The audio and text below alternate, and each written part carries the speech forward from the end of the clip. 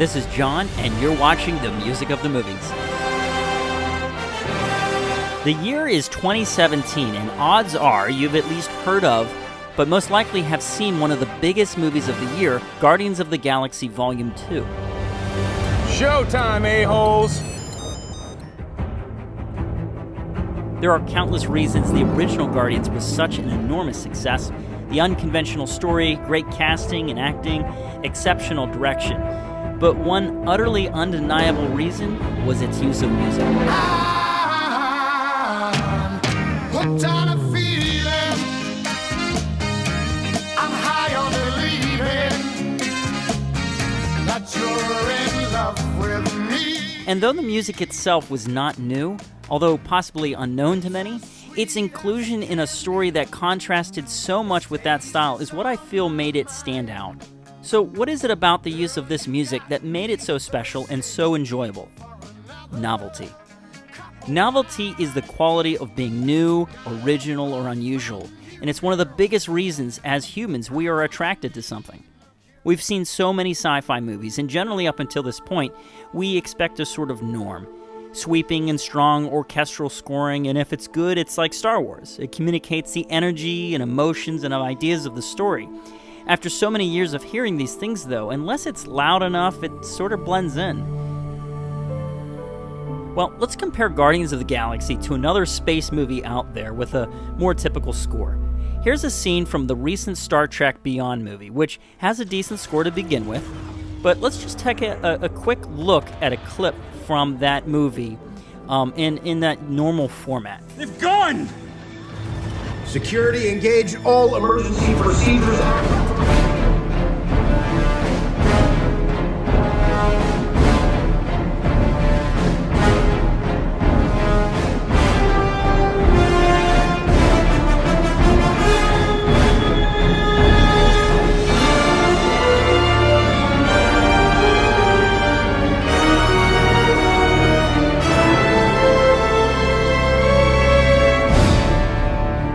Good, right? I mean, it's nothing groundbreaking as they would put it, but it does the job. Now, let's take a scene that happens later in that film and see how it plays out using a different style that was featured. Let's make some noise.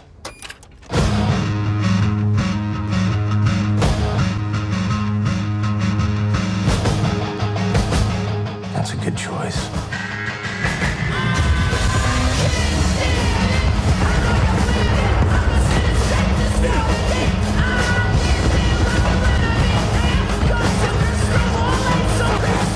Faster, Doctor. We risk being consumed by their trajectorial decay. Damn backseat driver. Evade, Doctor! Yeah, I see it! Now, that stands out, doesn't it? I mean, that's like a wake-up call. And basically what's going on there is our brains are processing this new information, this novelty, and since we're programmed to respond positively to that, we're rewarded. We like it. And I have no doubt that Star Trek took a page out of the Guardians playbook very intentionally, and it worked very well. But here's the thing about that. That scene is set up nearly halfway through the movie in this part. When you begin to understand the language of film, you start to see these things all as very intentional. The minute this part happened, I knew it would come back. After all, one of the most important things you need to have in your story is purpose and reason. The little mouth make it sing. That's very clever. Music's a bit old-fashioned for my taste, not to mention very loud and distracting, but hey, well played. I like the beats and shouting. Well, you do. If the character just put on that music out of nowhere and played that song in that part, it would still sound the same, but we would be so distracted with trying to understand why and how that we wouldn't really be paying attention to the scene. We'd be wondering why they're playing that music. I mean, that song has no place in a movie like this, and we need to understand why. We need context. This is where Guardians of the Galaxy Volume 1 and 2 are so unique and engaging, because these movies just don't have one or two songs throughout the movie that require explanation. They have a ton.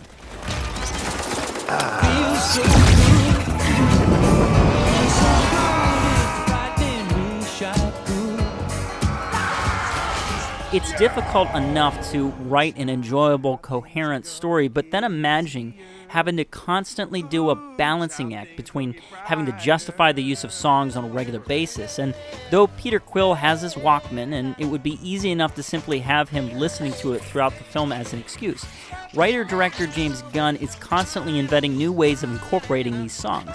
In Guardians of the Galaxy Volume 2, for an example, here's just a few. What's he doing? I'm finishing this so we can listen to tunes while we work. How is that a priority? Blame Quill! He's the one who loves music so much. No, I actually agree with Drax on this. That's hardly important right now. First, we have Baby Groot playing a song simply to dance along while his friends are off fighting, and there's some context that sets up why he's doing this, and it kind of sells it in a certain way.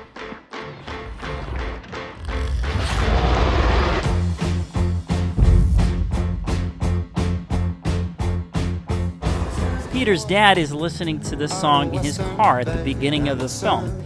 Obviously, there's a reason why he would be listening to it. Makes sense. Pass the time away and talk about their homes.